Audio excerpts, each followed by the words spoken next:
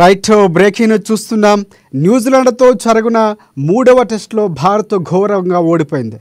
దీంతో 3 టెస్టుల సిరీస్ను 3-0తో కివీస్ క్లీన్ స్వీప్ చేసింది. గెలుస్తారనుకున్న చివరి టెస్టులోనూ రోహిత్ సేన 25 పరుగుల తేడాతో ఓటమి పాలైంది.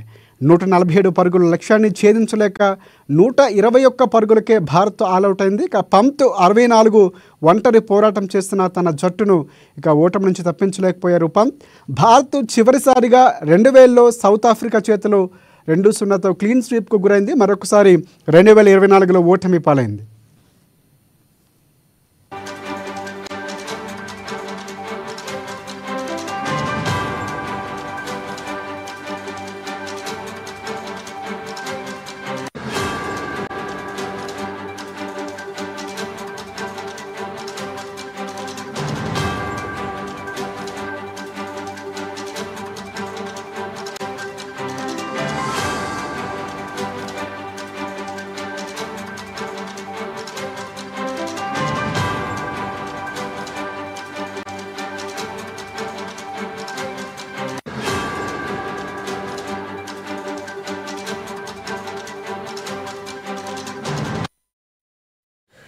రైట్ బ్రేకింగ్ చూస్తున్నాం. న్యూజిలాండ్తో 3వ టెస్టులోనూ భారత జట్టు ఘోరంగా ఓటమి పాలైంది.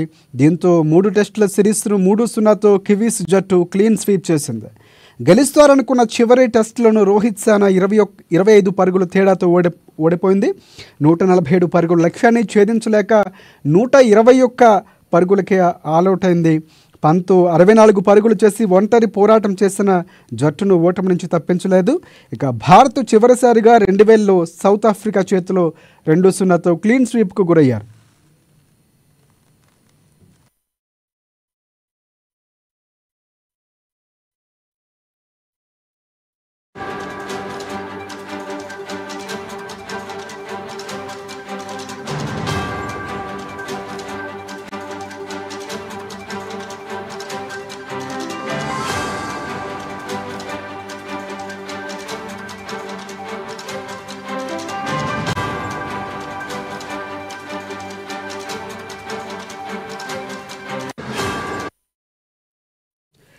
రైట్ న్యూజిలాండ్తో 3వ టెస్టులోనూ భారత జట్టు ఘోరంగా ఓటమి పాలైంది. దీంతో 3 టెస్టుల సిరీస్ను 3-0తో కివీస్ క్లీన్ స్వీప్ చేసింది.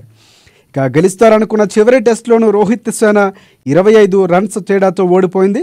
147 పరుగుల లక్ష్యాన్ని ఛేదించలేక 121 పరుగులకి ఆల్అవుట్ అయింది భారత జట్టు. ఇక పంత్ 64 పరుగులు సాధించి ఒంటరి పోరాటం చేస్తున్న తన జట్టును ఓటమి నుంచి తప్పించలేకపోయారు. ఇక భారత్ చివరిసారిగా 2000లో సౌత్ ఆఫ్రికా చేతిలో 2-0తో క్లీన్ స్వీప్కి గురైంది. ఇక మరొక అంశం చూసుకుంటే పంత్ నాట్అవుట్ ఇవ్వాల్సిందంటూ కూడా ఏబీ డివిలియర్స్ పూర్తి స్థాయిలో స్పందించినట్లు తెలుస్తుంది. న్యూజిలాండ్తో చివరి టెస్టు 2వ ఇన్నింగ్స్లో భారత్ బ్యాటర్ రిషబ్ పంత్ ఒంటరి పోరాటం చేసి చివరిలో అవుట్ అయ్యారు. ఈ అవుట్ కాస్త నాట్అవుట్ అంటూ పూర్తిగా భిన్నాభిప్రాయాలు వ్యక్తమవుతున్నాయి. కొంత అనుమానం వ్యక్తమవుతున్నటువంటి పరిస్థితి.